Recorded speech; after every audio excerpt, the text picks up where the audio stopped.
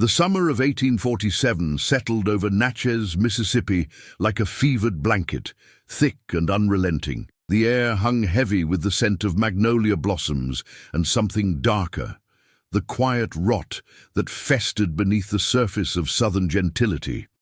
Wexler Hall rose from the earth like a monument to ambition. 3 stories of white columns and wrought iron balconies, surrounded by 800 acres of prime cotton land that stretched toward the muddy embrace of the Mississippi River. The house had been built by Colonel Jonathan Wexler's grandfather, but it was Jonathan who had transformed it into one of the most profitable plantations in Adams County. To the people of Natchez, Colonel Wexler was everything a Southern gentleman should be. At 38, he stood tall and imposing, with sharp features that suggested both intelligence and discipline. Tell me in the comments which country you are from and what you thought of this story. And if this story made an impression on you, subscribe to the channel so you don't miss any future stories. He attended Christ Church Episcopal every Sunday without fail, sitting in the 3rd pew with his leather-bound Bible and his young wife beside him. He hosted elaborate dinners where politicians and cotton merchants discussed the future of the South over imported wine and roasted duck. He spoke eloquently about duty, about order, about the natural hierarchy that God himself had ordained. But Eleanor Wexler knew a different man. She stood now at the 2nd-floor window of her private chamber, watching the field slaves move between the cotton rows like dark waves in a white sea. Her reflection in the glass showed a woman of 23 with auburn hair pulled back in an elaborate style that had taken her lady's maid an hour to arrange. Her dress was the latest fashion from New Orleans, pale blue silk with lace trim imported from France. She wore a cameo at her throat that had belonged to Jonathan's mother. She looked like the perfect plantation mistress. Inside, she was drowning. The door opened without a knock. It never did anymore. Jonathan entered with the measured stride of a man who owned not just the house, but everything in it. "You weren't at breakfast," he said. His voice was calm, controlled. That was somehow worse than if he'd been angry. "I wasn't hungry. That's becoming a habit." He moved to stand behind her, studying their reflection in the window. To anyone looking in from outside, they would have appeared the image of marital harmony. "Mrs. Whitmore commented on your weight loss at last week's reception. She suggested you might be with child." Eleanor's hands tightened on the windowsill. "I'm not." "No, you're not." Something shifted in his tone, a subtle edge that made her spine stiffen. 3 years of marriage, Eleanor. 3 years and my bed remains unproductive." She said nothing. There was nothing safe to say. Jonathan's hand came to rest on her shoulder, his grip just tight enough to communicate ownership. "I've been patient. God knows I've been patient. A lesser man would have sent you back to your father in disgrace." "Perhaps you should have," Eleanor whispered. His fingers tightened painfully for just a moment, then released.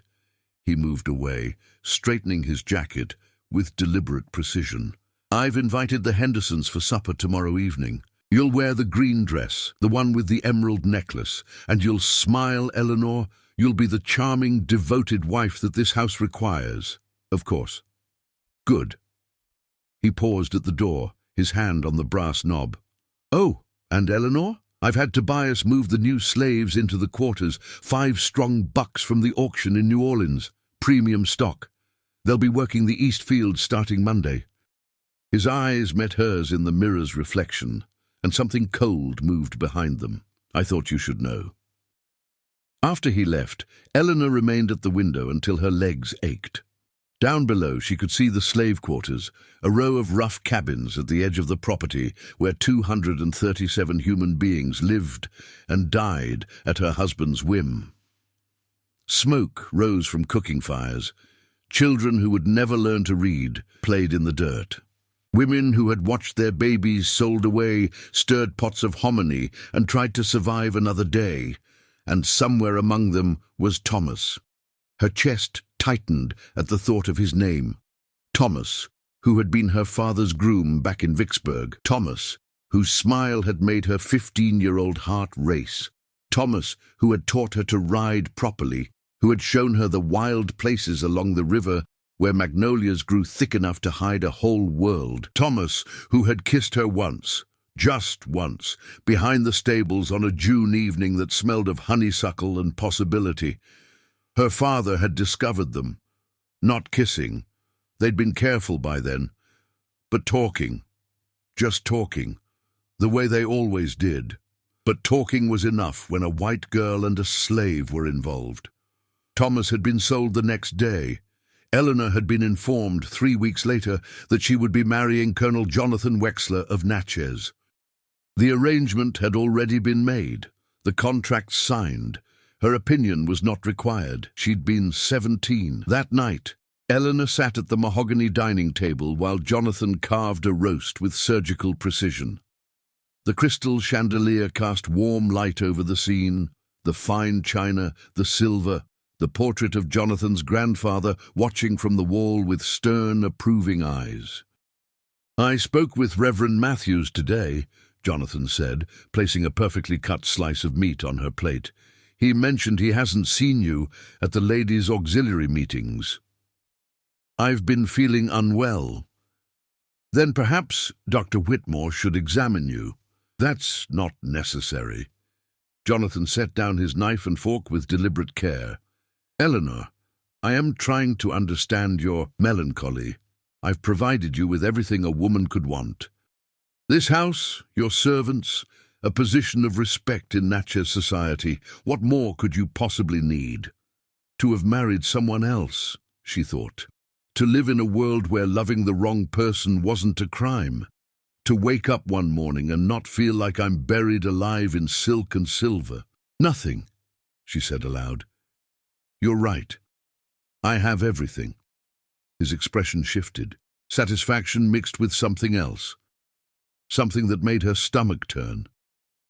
"I'm glad you recognize that." "Because I've been thinking, Eleanor, about your ungrateful disposition, about what it represents." She set down her wineglass carefully. "I don't understand." "Don't you?" He leaned back in his chair, studying her the way one might study an interesting insect. "You came to me damaged goods, Eleanor. Oh, your father swore you were pure, but we both know that was questionable. A girl who spent so much time in the stables with the horses and the grooms." Her face went cold. "Nothing happened, perhaps. Perhaps not. But the doubt remains, and that doubt has poisoned our marriage from the beginning." He took a sip of wine, his movements unhurried. "I've decided it's time to purge that poison, to ensure that you understand, completely and irrevocably, your place in this house. Jonathan, tomorrow night after the Hendersons leave, we're going to have a private lesson in obedience." His smile was slight, controlled. "I think 5 should be sufficient. 5 strong reminders of exactly what you are and what your station entails." Eleanor's blood went to ice. "What are you talking about?" "You'll see." He returned to his meal, cutting another precise slice of meat. "Now eat, darling. You're going to need your strength." That night, Eleanor locked her chamber door and pushed a chair against it for good measure. She stood at the window looking out at the dark expanse of the plantation, at the distant lights from the slave quarters, and felt the walls closing in. Somewhere in the darkness, an owl called. The sound was mournful, endless, like a warning that came too late. The next evening arrived with the oppressive weight of inevitability. Eleanor, dressed in the green silk gown as instructed, her hands trembling so badly that her maid, Patience, had to fasten the tiny buttons along her spine 3 times before getting them right. "You feeling poorly, Miss Eleanor?" Patience asked softly, her dark eyes meeting Eleanor's in the mirror with concern that went beyond duty. "I'm fine," Eleanor lied, touching the emerald necklace at her throat. It felt like a noose. The Hendersons arrived precisely at 7 o'clock, their carriage rolling up the long drive lined with ancient oak trees draped in Spanish moss. Margaret Henderson was a plump woman in her 50s who spoke in a constant stream of gossip and complaints. Her husband, Charles, owned the neighboring plantation and spent most social occasions discussing cotton prices and the unreliability of slave labor. Eleanor moved through the evening like a ghost inhabiting her own body. She smiled at Margaret's stories about the new rector's scandalous sermons. She nodded when Charles expounded on the need for harsher discipline in the quarters. She watched Jonathan play the perfect host, charming, intelligent, the very picture of southern civility. "Your husband tells us you've been unwell," Margaret said as they moved to the parlour for after-dinner cordials. "Nothing serious, I hope." "Just a passing malaise," Eleanor managed. "I'm quite recovered." "Good, good.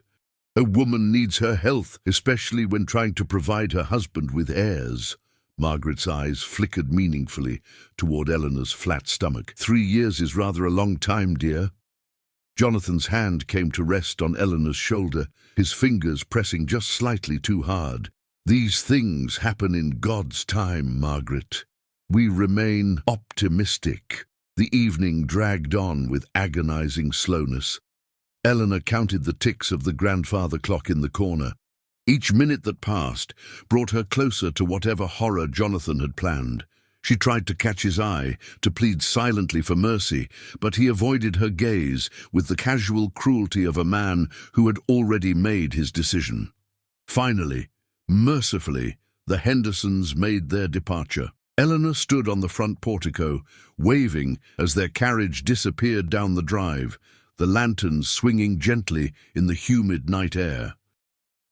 When she turned back toward the house, Jonathan was waiting in the doorway. The light from inside cast his face in shadow, making him look like something carved from stone. "Come with me," he said. "Jonathan, please." "Now, Eleanor." He led her through the house, past the parlour where servants were already clearing crystal and china, past the library with its walls of leather-bound books, to a part of Wexler Hall she rarely visited, the East Wing, where Jonathan kept his study and his private affairs. He stopped at a heavy oak door she'd never seen opened. From his vest pocket he produced a brass key. "What is this?" Eleanor whispered. "Insurance," Jonathan replied, unlocking the door. "Against your continued defiance." The room beyond was windowless, lit by several oil lamps that cast dancing shadows on bare walls. The floor was covered with old canvas cloths, the kind used during house painting. In the center of the room stood a narrow bed, nothing like the elegant four-poster in her chamber. This was crude, functional, waiting. Eleanor's stomach turned to ice. "No, Jonathan, no. You brought this on yourself." His voice remained calm, almost professorial. "If you had been the wife I required, dutiful, obedient, grateful, none of this would be necessary. But you insist on clinging to your pride, to your pathetic dreams of something else, something inappropriate." "I don't know what you mean." "Thomas." The name landed between them like a stone dropped in still water. "Your father's groom. Did you think I didn't know? That I hadn't made inquiries before our marriage?" Jonathan's smile was thin, cruel. "I know everything, Eleanor. I know about your little rides into the woods, your secret meetings, your affection for something beneath you." Tears burned her eyes. "Nothing happened. I swear to you. It doesn't matter what happened. It matters what you wanted to happen. What you still want." He moved closer, backing her against the wall. "You look at them, Eleanor. I've seen you. Standing at your window, watching the fields, searching for something that could never be yours. It's disgusting. It's unnatural. And tonight, we're going to cure you of it. Please." Jonathan opened the door wider and called into the hallway. "Bring them!" Footsteps echoed on the wooden floors. Heavy, multiple sets of feet. Eleanor's heart hammered against her ribs as 5 men appeared in the doorway. The new slaves from New Orleans. They were young, strong, exactly as Jonathan had described, and their faces showed pure terror. Behind them stood Silas, Jonathan's overseer, a barrel-chested man with a scarred face and dead eyes who carried a coiled whip at his belt. "Gentlemen," Jonathan said, his tone conversational, "allow me to introduce my wife, Eleanor. Tonight, you're going to help me teach her an important lesson about her proper place in this household." One of the slaves, a man with tribal scars on his cheeks, shook his head violently. "Master, please, we don't want—" "What you want is irrelevant." Jonathan's voice remained pleasant. "Silas, explain their options." The overseer's smile showed missing teeth. "You do what the master says, or you hang. Simple as that. Already got the ropes prepared, just in case any of you boys feel noble." Eleanor looked at the 5 men and saw her own horror reflected back. They weren't there by choice. They were victims too, forced to become instruments of her husband's cruelty or die. "This is madness," Eleanor breathed. "Jonathan, this is justice." He grabbed her arm, his grip bruising. "You wanted to know what it's like to cross the line you've been flirting with, to truly debase yourself? Tonight, you'll learn. And tomorrow, when you wake up and remember every moment of your degradation, you'll finally understand what you are, what you've always been, mine, my property, to do with as I please." "I'll scream," Eleanor said. "I'll wake the whole house. The house is empty." "I sent the household staff to the quarters for a prayer meeting. The only people here are us, these 5 unfortunates, and Silas." Jonathan's smile widened. "Scream all you want, darling. No one's coming to save you." He shoved her toward the bed. Eleanor stumbled, caught herself on the rough wooden frame. Behind her, the 5 slaves remained frozen in the doorway, their faces masks of anguish and despair. "Well," Jonathan said. "We're waiting." The man with the tribal scars took one step forward, then stopped. "Please, master, don't make us—" "Silas, prepare the ropes." "No!" The word tore from Eleanor's throat. She turned to face the 5 men, seeing the tears on their faces, the shame that came from being forced to choose between survival and humanity. "No, this is my husband's sin, not yours." "Don't," but Jonathan was already moving. He grabbed the first slave, pushed him toward the bed. The man's hands were shaking so badly he could barely move. What happened next would stain Wexler Hall forever. Eleanor tried to fight.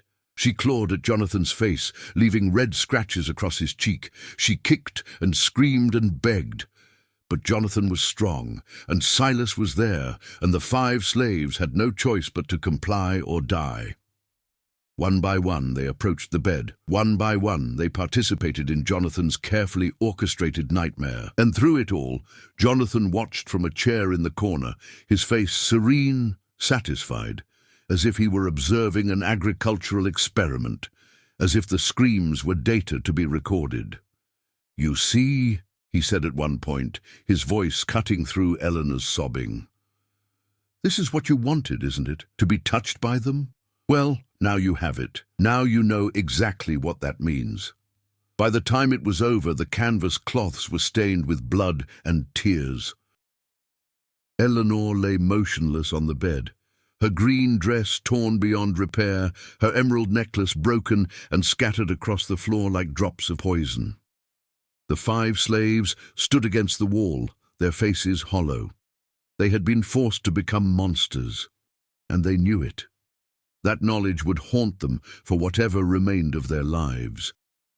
"Take them back to the quarters," Jonathan told Silas. "Separate cabins, no communication with anyone. If they speak of this, hang them." Silas herded the men out like cattle. As they disappeared into the darkness, Eleanor heard one of them sobbing. Jonathan approached the bed, looking down at his wife with clinical interest. "I trust we won't have any more problems with your attitude." Eleanor didn't respond. She was somewhere else now, somewhere far away where the body on the bed was just meat, just matter. The person she had been, the girl who had loved horses and river walks, who had dreamed of a different life, had died sometime during the last 3 hours. "Clean yourself up," Jonathan said. "I'll have patients draw you a bath. We'll discuss your future behavior in the morning." He left her there, locking the door behind him. Eleanor lay in the darkness, listening to the sound of her own breathing. Somewhere in the house, a clock struck midnight. Outside, the Mississippi River rolled on, indifferent to everything that happened on its banks. She had stopped crying. Tears required feeling, and feeling had become too dangerous. Instead, she began to plan. Eleanor didn't emerge from her chamber for 3 days. Patience brought food that went untouched. Jonathan knocked twice, testing the door he'd allowed her to lock, but he didn't insist on entry. His point had been made. Now he was content to wait for her surrender. On the 4th morning, Eleanor appeared at breakfast as if nothing had happened. She wore a modest day dress of dove grey. Her hair was perfectly arranged. Her hands didn't shake as she buttered her toast. Jonathan looked up from his newspaper with evident satisfaction. "Good morning." "Good morning," Eleanor replied, her voice empty of inflection. "I'm pleased to see you've recovered from your indisposition." "Yes, I've had time to reflect." "And?" Eleanor met his eyes for the first time since that night. What he saw there made him pause. Not fear, not submission, but something else. Something blank and waiting. "You were right," she said. "I forgot my place. It won't happen again." Jonathan smiled. "I'm glad we understand each other." But he didn't understand. Not at all. That afternoon, while Jonathan met with his cotton factor in the study, Eleanor walked out to the east fields. The summer sun beat down mercilessly, and the slaves moved between the rows of cotton in a rhythm as old as the land itself. Overseers on horseback patrolled the boundaries, ensuring no one slacked in their labor. Eleanor walked until she found what she was looking for. The 5 men from that night, working a section far from the others, isolated, marked. The man with tribal scars saw her approaching and dropped his gaze immediately. Beside him, the others did the same. They had been taught not to look at white women, especially not this white woman. "Please," Eleanor said softly. "Look at me." Slowly, reluctantly, the scarred man raised his eyes. "What's your name?" Eleanor asked. A long silence. Then, "They call me Samuel, ma'am." "Samuel." "And the others?" "Daniel, Isaac, Benjamin, Moses." He pointed to each in turn. We're sorry, ma'am, for what—" "Don't." Eleanor's voice cracked. "Don't apologize for what he forced you to do. This wasn't your sin." "It was his." Samuel's eyes widened slightly. In the distance, an overseer shouted at someone. The crack of a whip echoed across the fields. "Ma'am, you shouldn't be talking to us. Master finds out." "I don't care what the master finds out anymore." Eleanor looked at each of them in turn. "He broke something in me that night, something I don't think can be fixed. But I want you to know, what happened wasn't your fault. The shame belongs to him alone." Moses, the youngest of the 5, spoke up suddenly. "There's talk in the quarters, ma'am. Old Ruth says when something evil enough happens, the land itself remembers. Says it gets in the water, in the soil. Says it waits." "Old Ruth's a fool," Samuel muttered. "Talking like that'll get her sold south." But Eleanor felt something shift in her chest, a dark seed of possibility. "This old Ruth, where can I find her?" "Miss Eleanor!" The shout came from behind her. Patience was hurrying across the field, her face anxious. "Your husband's looking for you. Says it ain't proper for you to be out here in the heat." Eleanor turned back to the 5 men. "Remember what I said. The shame is his." That evening, after Jonathan had retired to his study with a glass of brandy, Eleanor slipped out of the house. The slave quarters were a different world after dark. Cooking fires flickering, voices singing low spirituals, children being settled for sleep. Eleanor had never been there at night. Plantation mistresses didn't visit the quarters without their husbands. She found old Ruth in the last cabin, sitting by a small fire, sorting herbs into bundles. The woman looked ancient, her face lined with more years than Eleanor could count, her eyes filmed with cataracts. But when those eyes turned toward Eleanor, they seemed to see everything. "Knew you'd come," Ruth said. "Saw it in the smoke 3 nights ago. Saw what he done too. Evil that big leaves marks you can read, if you know how." Eleanor knelt beside the fire, not caring that her dress touched the dirt floor. "They say you know things, old things." "I know some," Ruth's gnarled hands continued working, tying off bundles with strips of vine. My grandmother was Igbo, came over in chains but brought her knowledge with her. The masters can chain your body, but they can't chain what you carry in your soul. I want him to suffer, Eleanor whispered. For what he did to me, to those men. I want him to suffer the way we've suffered. Ruth was quiet for a long time. The fire popped and hissed. From outside came the sound of night insects, the distant call of an owl. Vengeance is dangerous work, Ruth finally said. It don't distinguish between the righteous and the wicked. You start that kind of working, it spreads like rot, takes everything. I don't care. You say that now, but curses are hungry things, child. They eat and eat until nothing's left. Eleanor looked into the old woman's filmed eyes. Good, let it eat everything. Let it turn this place into dust and ashes. At least then something will have paid for what happened in that room. Ruth studied her for a long moment. Then slowly she nodded. Your heart's already dead, ain't it? He killed it sure as if he'd used a knife. Yes, then I'll tell you what needs doing. Ruth leaned closer, her voice dropping to barely a whisper. But first you need to understand what was done in that room, the violence, the shame, the forced violation. That kind of evil leaves a stain on the walls, on the floor, on the souls of everyone who was there. That stain is power, child, dark power, and it can be directed. Tell me. Ruth began to speak, her words mixing English with something older, something that came from across the ocean and from deep in the earth. She told Eleanor about blood and soil, about how violation created doorways for things that waited in the dark. She told her about mirrors and salt, about the phases of the moon and the way water carried memory. You'll need something from each of them, Ruth said. The 5 men, a drop of blood freely given, and you'll need your own blood too, mixed with soil from that room. At midnight, 3 nights from now, when the moon is dark. And then you speak the words I'm going to teach you. You speak them in that room, over that bed, and you open the door. You let in what's been waiting. You give it permission to collect what's owed. Will it kill him? Ruth's smile was terrible. Death would be mercy. No, child, this working will bind him to this place forever, him and all who come after. The land will reject the crops. The water will turn foul. Sickness will spread. And your husband, he'll live through all of it. Unable to leave, unable to die, watching everything he built turn to rot around him. Eleanor felt something like triumph bloom in her dead heart. Teach me.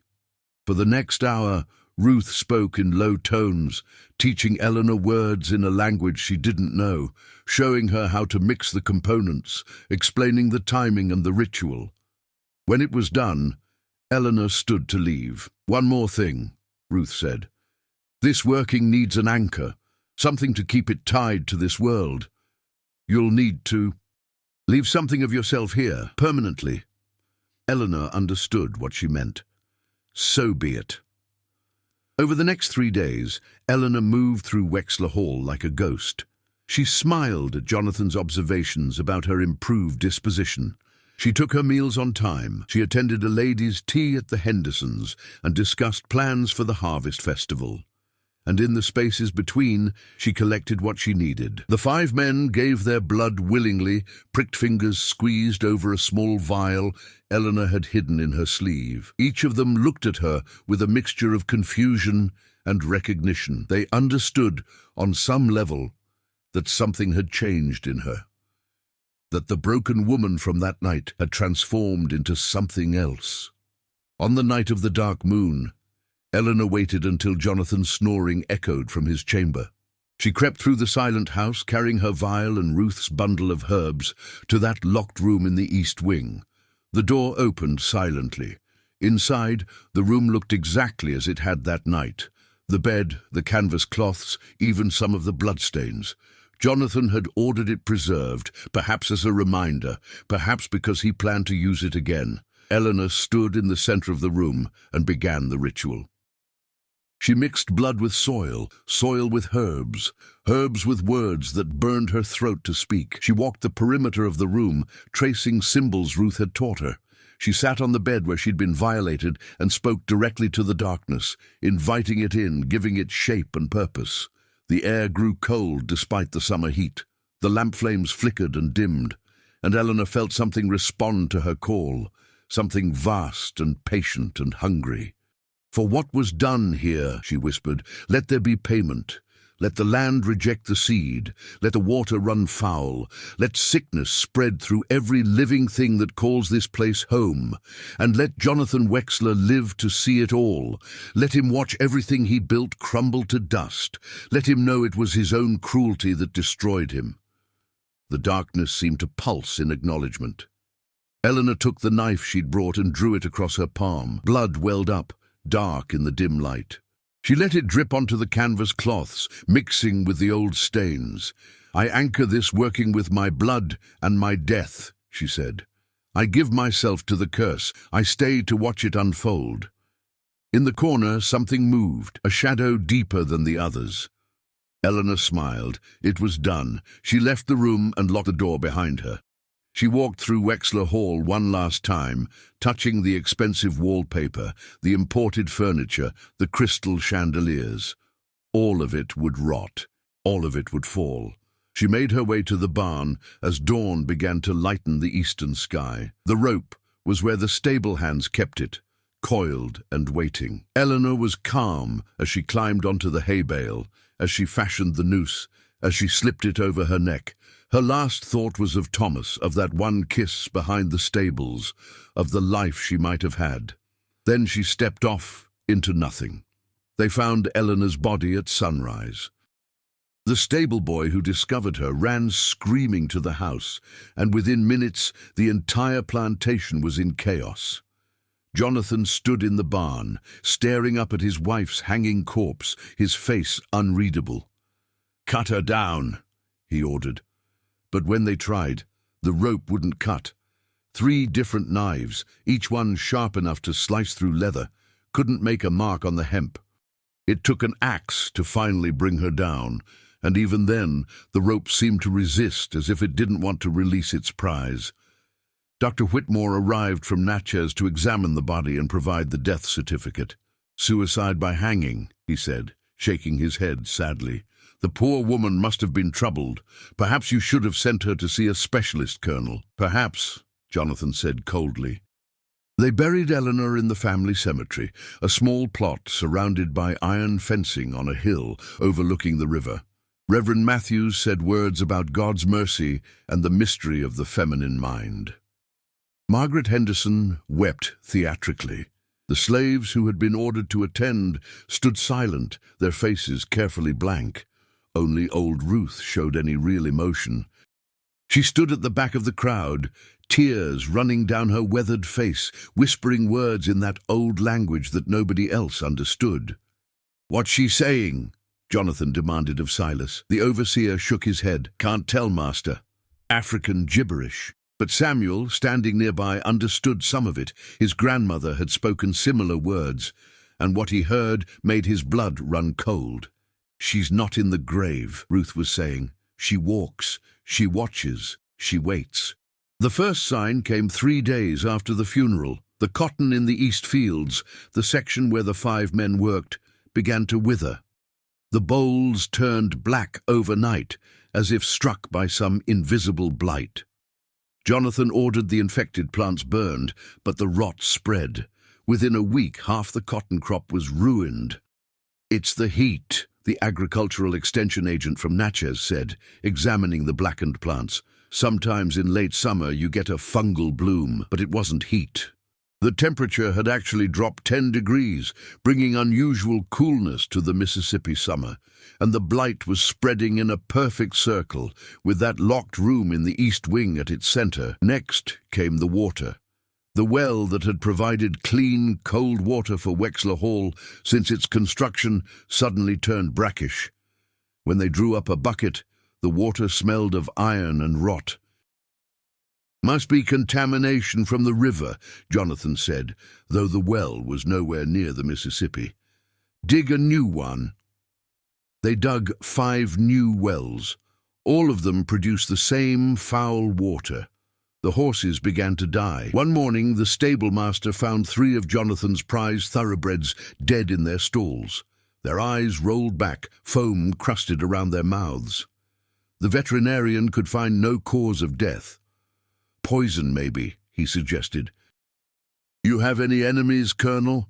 Jonathan's enemies list was growing by the day. His neighbors began to avoid him, whispering that Wexler Hall was cursed.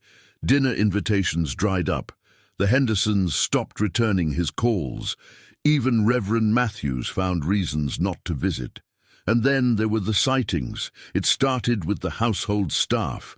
Patience swore she saw Miss Eleanor standing at the second-floor window wearing the torn green dress from that night. When she ran upstairs to check, the room was empty. 2 kitchen maids quit without notice, claiming they'd seen a woman in white walking the hallways at night, leaving wet footprints even though it hadn't rained. Samuel saw her in the cotton fields at dusk, standing among the blighted plants, her face pale as bone. When he blinked, she was gone. "It's just grief," Jonathan insisted, even as his own sleep became troubled. "Collective hysteria. The woman is dead and buried." But he'd started locking his chamber door at night, and he'd taken to keeping a loaded pistol on his nightstand. 6 weeks after Eleanor's death, the first slave fell ill. A young woman named Mary collapsed in the kitchen, burning with fever, her skin covered in dark blotches. By evening, 5 more showed the same symptoms. By the next morning, 20 were sick. Dr. Whitmore came again, examined the patients, and shook his head grimly. "Some sort of plague. I've never seen anything like it. You need to quarantine the sick immediately." They set up a quarantine in one of the barns, but the disease kept spreading. It didn't seem to follow any logical pattern. It struck young and old, strong and weak, with apparent randomness. The only commonality was that all the victims reported the same thing before falling ill. They had seen a woman in a white dress standing at the foot of their beds, watching them with empty eyes. 3 slaves died in the first week, 7 more the next week. The survivors began to whisper about haints and curses. Some tried to run, but they never made it past the property line. They'd be found the next morning, wandering in circles near the edge of the plantation, confused and disoriented, as if some invisible barrier prevented their escape. "It's like the land won't let them go," Silas observed. Jonathan's face had gone gaunt. He'd lost 20 pounds. His hair was turning grey at the temples, and his eyes had developed a haunted, hunted look. "This is natural causes," he insisted. "Disease, blight, bad luck, nothing more." But even he was beginning to doubt. One night, unable to sleep, Jonathan walked through Wexler Hall with a lamp. He found himself drawn to the east wing, to that locked room. He stood outside the door, his hand on the knob, listening. From inside came a sound, soft, rhythmic, like someone breathing. Jonathan fumbled with the key, threw open the door. The room was empty. The bed stood in the center, the canvas cloth still stained. But the air was freezing cold, and in the lamplight, Jonathan could see his breath misting. And there, on the wall above the bed, written in what looked like water, or blood, was a single word. "Remember." Jonathan staggered backward, dropping the lamp. It shattered, plunging the hallway into darkness. And in that darkness, he heard it clearly, Eleanor's voice, whispering close to his ear. "He made me watch." Jonathan ran. He ran through the dark house, crashing into furniture, knocking over vases. He ran to his chamber and locked the door, pushing his dresser against it for good measure. He sat on his bed, clutching his pistol, and waited for dawn. When morning came, Silas found him there, wild-eyed and trembling. "We need to leave," Jonathan said. "Sell the plantation, leave Mississippi, start over somewhere else." "Master, you can't sell, not in this market, not with the blight. Place is worthless now." "Then abandon it, burn it, I don't care, we're leaving." But Jonathan Wexler would never leave Wexler Hall. When he tried to ride to Natchez that afternoon, his horse threw him a mile from the house.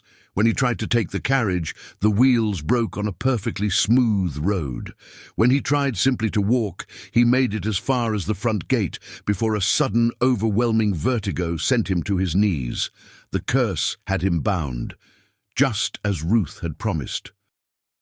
By autumn, Wexler Hall was a ghost of its former glory. The cotton fields were black ruins. The gardens had withered to thorns. The house itself seemed to be decaying from the inside out, wallpaper peeling, wood rotting, a smell of mildew and death pervading every room. Most of the slaves had either died or been sold off in a desperate attempt to raise cash. Only a dozen remained, too sick or too cursed to be marketable. They wandered the grounds like ghosts themselves, waiting for death. And Eleanor walked among them. Everyone saw her now. She appeared in mirrors, in windows, in the still surface of the poisoned well, always wearing that torn green dress, always with those empty, accusing eyes. Jonathan took to drinking, brandy at breakfast, whiskey at lunch, whatever he could find by evening. It didn't help.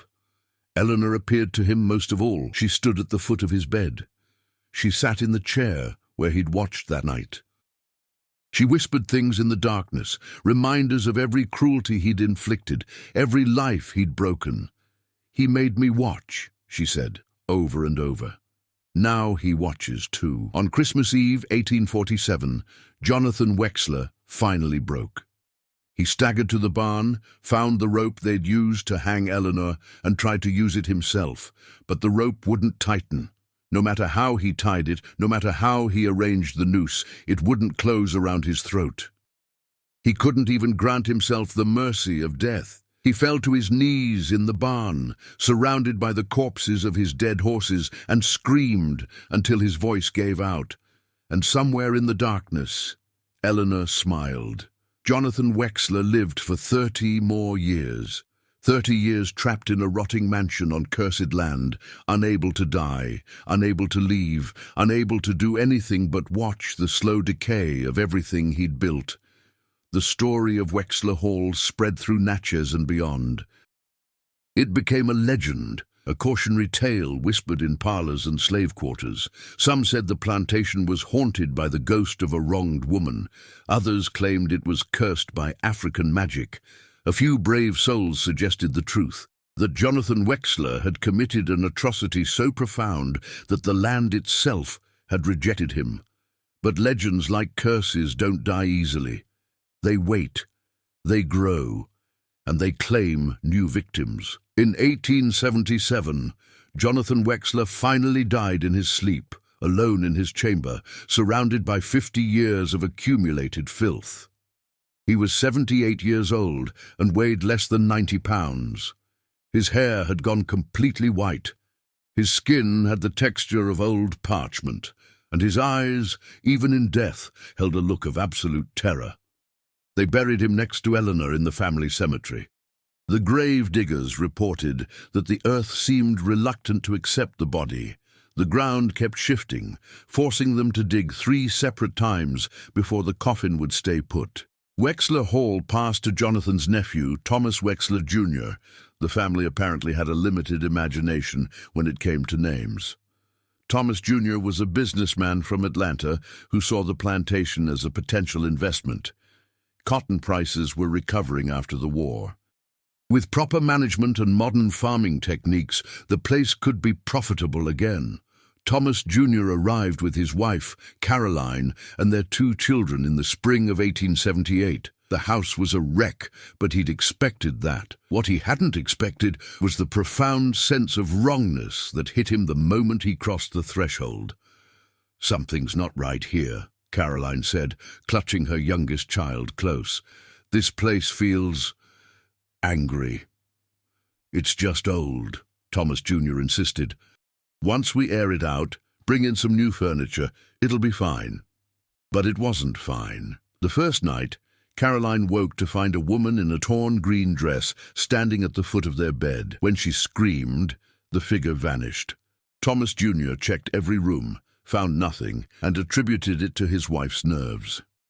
The second night, Their daughter Emily came running to their room, crying that a sad lady was in her closet, whispering words she couldn't understand. The third night, Thomas Jr. himself saw Eleanor. She appeared in the mirror of Jonathan's old study as he was reviewing the plantation ledgers.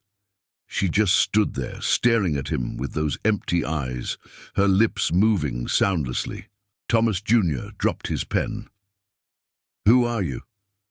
Eleanor's reflection smiled. Then she pointed toward the east wing.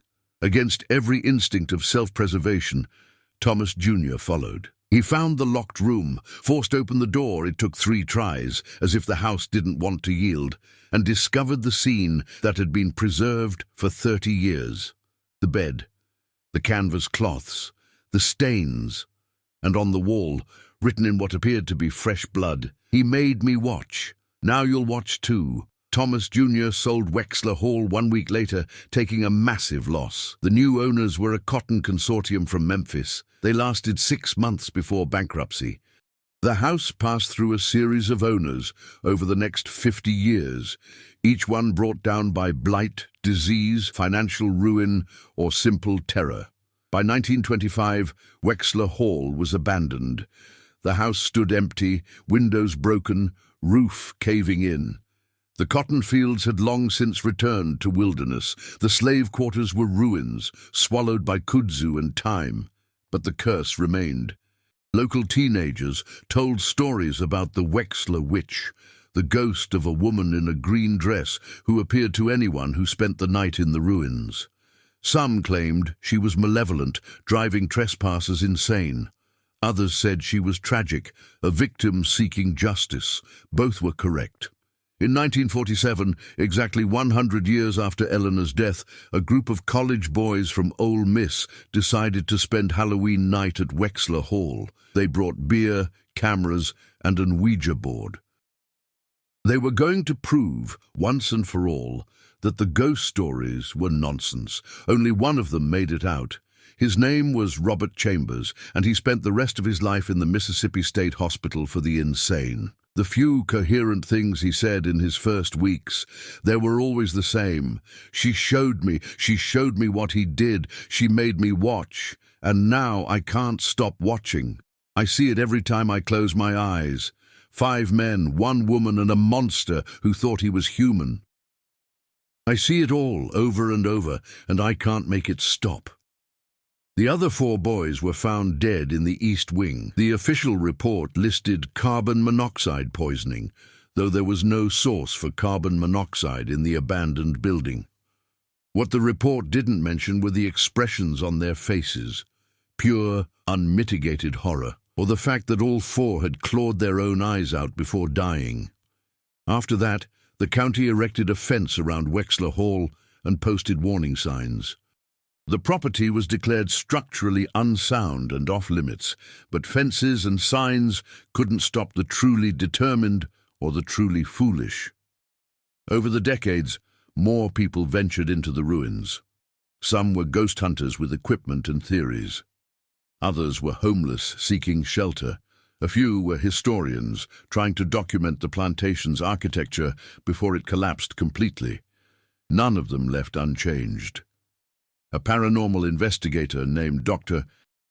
Sarah Chen spent 3 nights in Wexler Hall in 1983, documenting electromagnetic anomalies and temperature fluctuations. Her recordings captured something that made national news: a woman's voice, clear as crystal, repeating the same phrase over and over.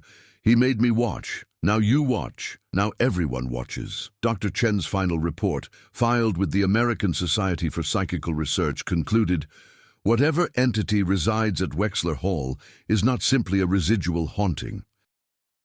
It is an active, intentional presence with a specific purpose: to bear witness to historical atrocity and to ensure that witness is passed on. The curse is not merely supernatural, it is a form of generational testimony, forcing each new observer to carry the weight of what happened in 1847. She never returned to the site. When asked why, she would only say, "Because Eleanor showed me everything. And once you've seen what I've seen, you understand that some places aren't haunted by ghosts.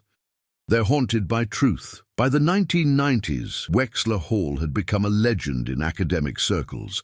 Historians debated its significance. Folklorists studied the evolution of its ghost stories. Theologians discussed it as an example of how evil actions can contaminate physical spaces. But the locals in Natchez knew better than to debate. They simply avoided the place.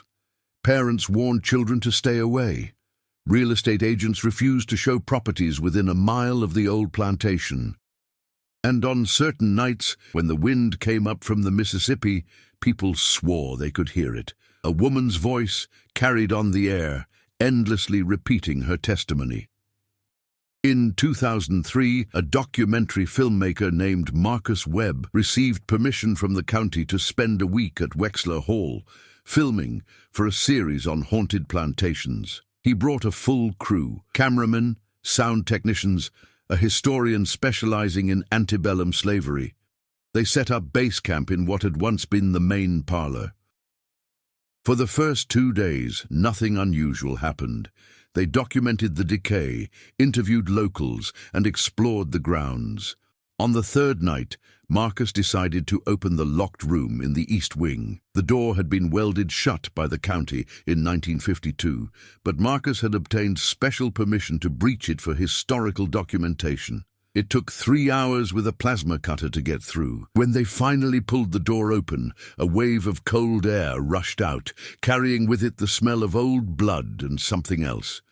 Something like despair made physical. The room beyond looked exactly as it had in 1847. The bed impossibly preserved, the canvas cloth still stained, and on every surface, the walls, the ceiling, even the floor, words written in what appeared to be fresh blood.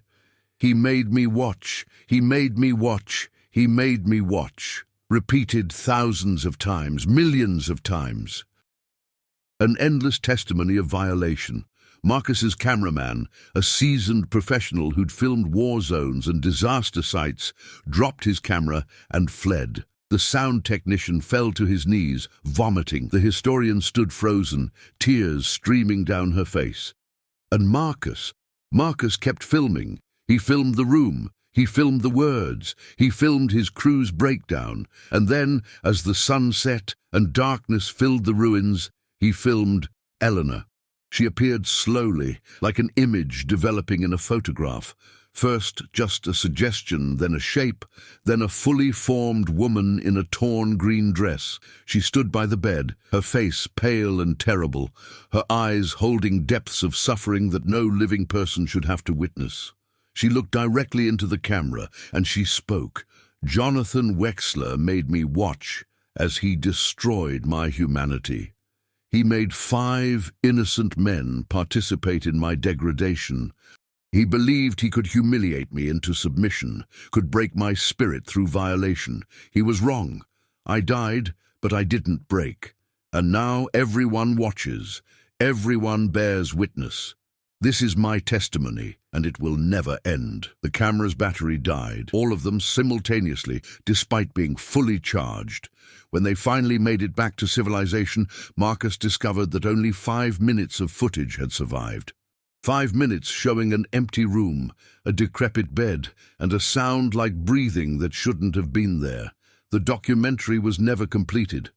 Marcus Webb retired from filmmaking and became a counselor for sexual assault survivors. When asked about the career change, he said only, "I learned at Wexler Hall that some stories need to be told, but also respected.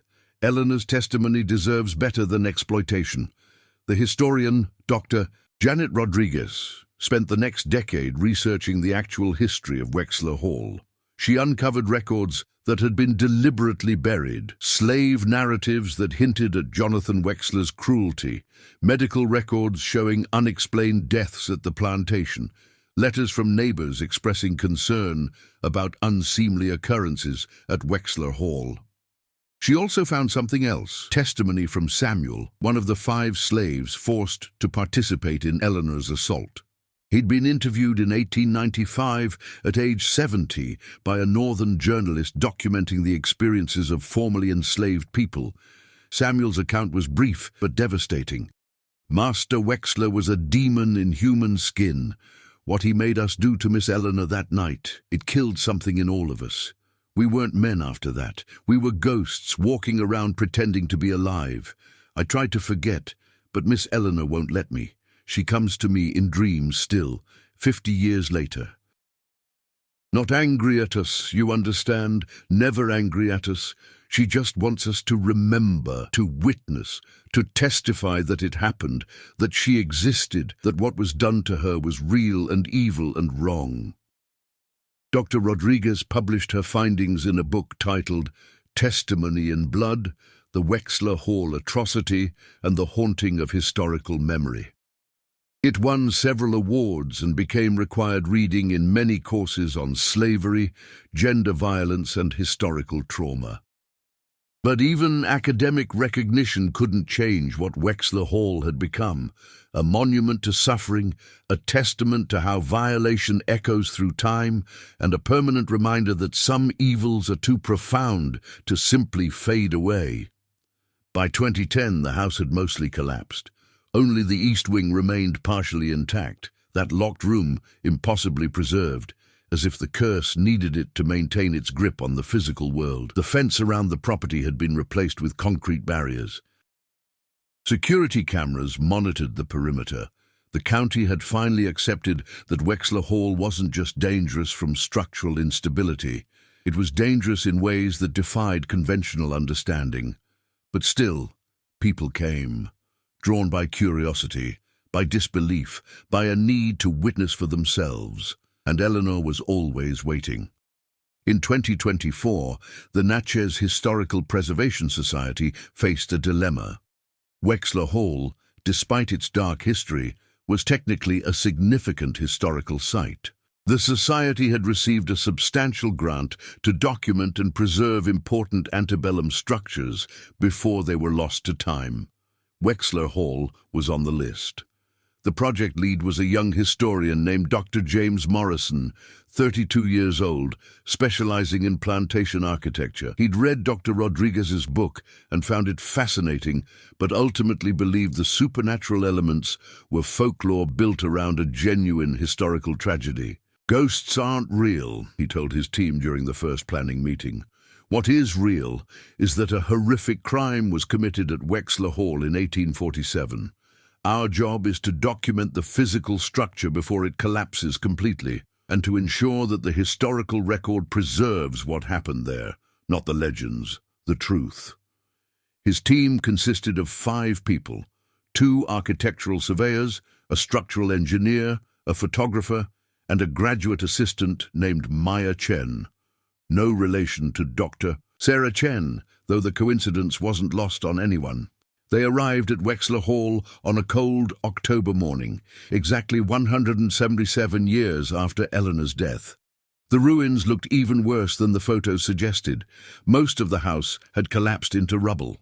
The great columns lay broken like fallen trees. Kudzu and poison ivy had claimed everything, but the east wing stood, damaged, crumbling, but still standing, as if something willed it to remain. "We'll start with a full structural assessment," James said, studying his survey equipment. "Maya, I want you documenting everything with photographs, every angle, every detail.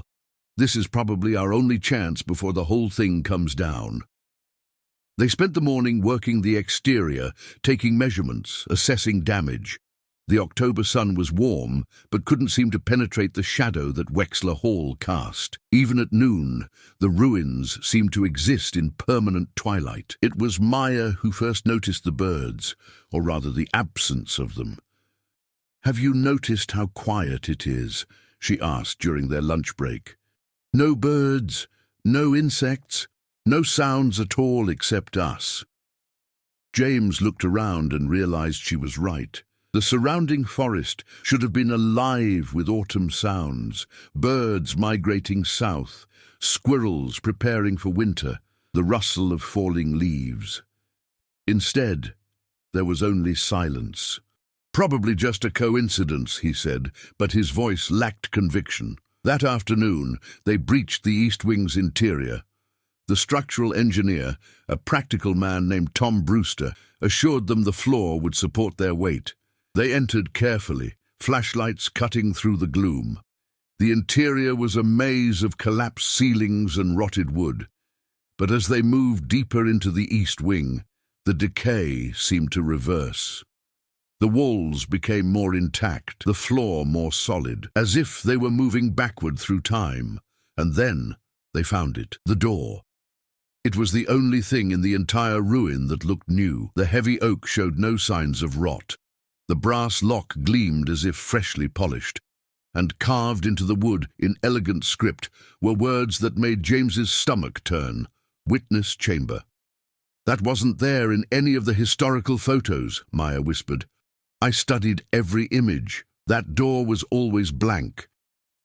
James reached for the knob. It turned easily. Wait, Tom said. Maybe we should... But James had already pushed it open. The room beyond defied physics. It couldn't exist in the collapsed structure they'd mapped that morning. But there it was, perfectly preserved, exactly as described in the historical accounts. The bed, the canvas cloths, the stains that had never faded, and covering every surface, walls, ceiling, floor, were words. Thousands upon thousands of words, written in what looked like dried blood. He made me watch. But also Samuel, Daniel, Isaac, Benjamin, Moses, innocent Jonathan Wexler, monster. I died, but I remember. I remember, so you must remember too. This is my testimony. Bear witness, bear witness, bear witness. Maya started photographing frantically, tears streaming down her face. The surveyors stood frozen. Tom backed toward the door. James moved to the center of the room, overwhelmed by what he was seeing. This wasn't folklore, this wasn't legend, this was a crime scene, preserved by forces he didn't understand, demanding acknowledgement. And then Eleanor appeared. She didn't materialize gradually or fade in like movie ghosts. One moment the room was empty, the next, she was there, standing by the bed in her torn green dress. Her face was young, beautiful, and absolutely destroyed by suffering. She looked at each of them in turn. When her eyes met James's, he felt something break open in his chest, a direct transmission of everything she'd experienced. The arranged marriage, the isolation, the violation, the curse, the endless years of waiting for someone to truly see, to truly understand. James fell to his knees. I'm sorry, he choked out. I'm so sorry for what he did to you. Eleanor's expression didn't change. She turned to Maya, who was still photographing, still documenting, and nodded slightly. Approval. Then Eleanor spoke, her voice like wind through dead leaves.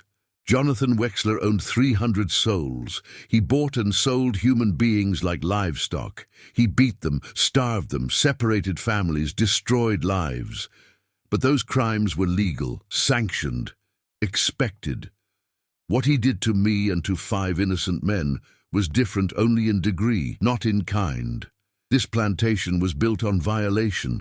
My curse simply made visible what was always here. What do you want? Maya asked, her voice steady despite her tears. How do we end this? Eleanor's smile was terrible and sad. You can't end it. Truth doesn't end. It waits. It accumulates. It demands acknowledgement. But you can bear witness. You can tell what happened here, not the ghost story, the real story. The one about how power corrupts, how violation echoes through generations, how evil done in darkness will always find light. We will, James promised. I swear to you we'll tell it right. Eleanor looked at him for a long moment. Then she nodded once and began to fade. But before she disappeared completely, she spoke one final time. The land remembers. The soil holds the blood of countless victims. Wexler Hall is just one place where the horror became visible. There are thousands more, tens of thousands. They're waiting too, for witness, for testimony, for truth. She vanished. The room remained, but something had shifted. The words on the walls began to fade, not disappearing, but becoming transparent, as if finally satisfied that they'd been seen and understood. James and his team, evacuated the building. Outside, in the late afternoon sun, they discovered that Maya's camera had captured everything, every word on the walls. Eleanor's appearance, the entire encounter, documented in high-resolution digital images. That evening, sitting in their hotel in Natchez, they discussed what to do. "We could say the room was empty," Tom suggested. "Show the photos of the writing, but leave out the other part. People would believe that. They'd accept a historically preserved crime scene." "No," Maya said firmly. "Eleanor asked us to bear witness, to tell the truth, all of it. The crime and the curse, the violation and the haunting. You can't separate them. They're the same thing."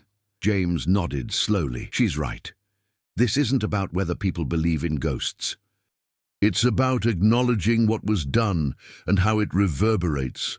The supernatural elements aren't a distraction from the real horror. They're a manifestation of it." They spent the next 6 months preparing their report. It was unlike any historical documentation that had ever been submitted to the Natchez Historical Preservation Society. It included architectural surveys and structural assessments, yes. But it also included Maya's photographs, detailed testimonies from all 5 team members, and a comprehensive historical analysis of the 1847 atrocity and its aftermath. The report didn't avoid the ghost. It centered her.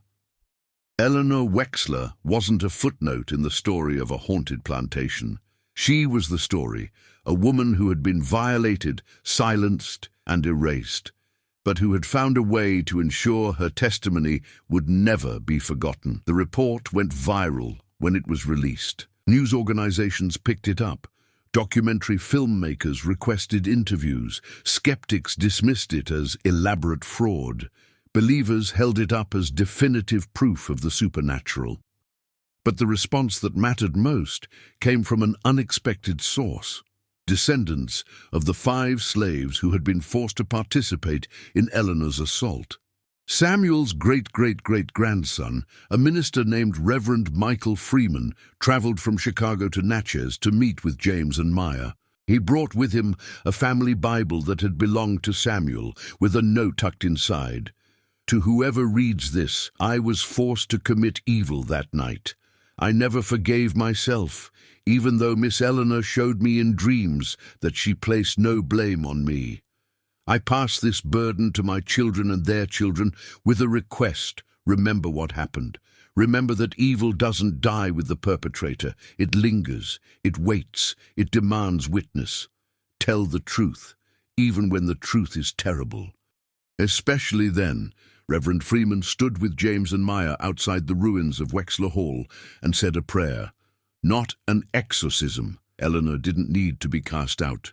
A prayer of acknowledgement, of witness, of shared grief for all the victims, living and dead, who had suffered on that cursed ground. As he spoke, something changed in the air.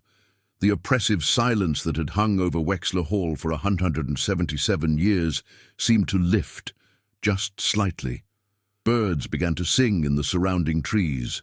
A breeze moved through the ruins, carrying with it the scent of fresh earth rather than decay.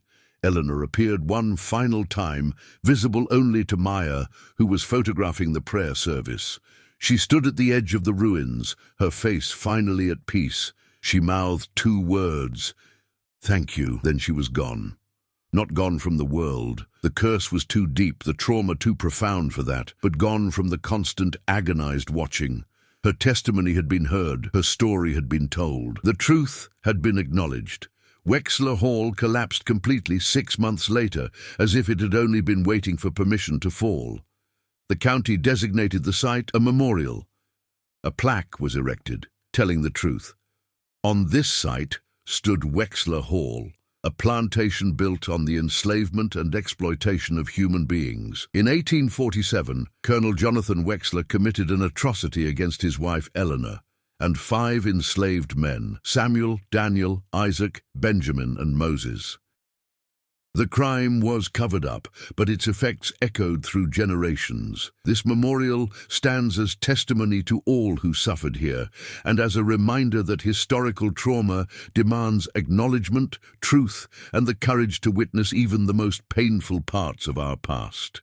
The memorial didn't end the haunting. People still report seeing a woman in a white dress near the ruins. Strange occurrences continue. The land still feels wrong, still carries the weight of everything that happened there.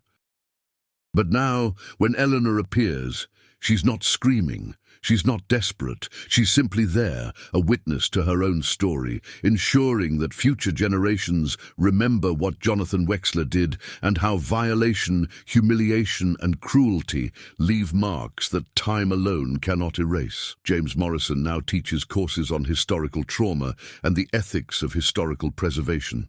Maya Chen specializes in documenting sites of atrocity, bringing the same careful attention to witness and testimony that she learned at Wexler Hall. Tom Brewster retired from structural engineering and volunteers with organizations supporting survivors of sexual violence.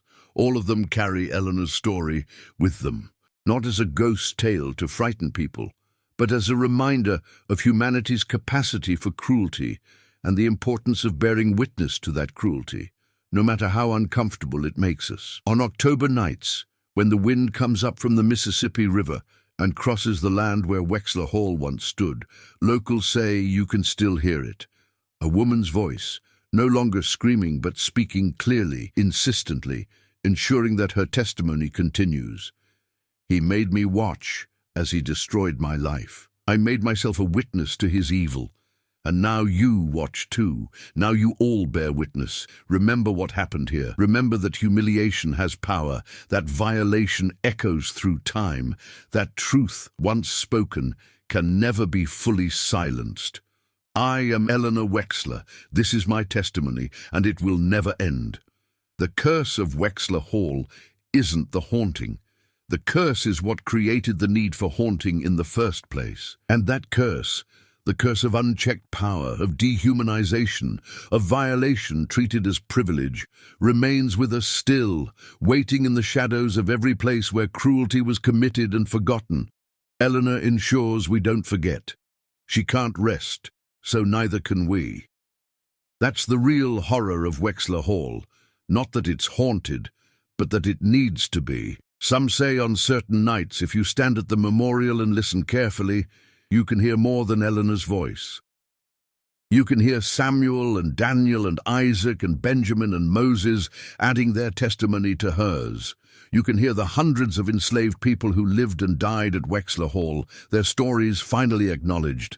And if you're very quiet, very still, you can hear the land itself speaking, telling a story that America has tried for centuries to silence, demanding that we finally truly bear witness to the foundation of blood and suffering on which so much was built.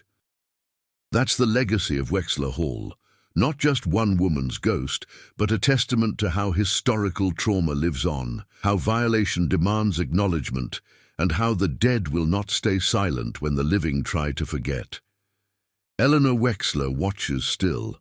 She always will, and maybe that's exactly as it should be.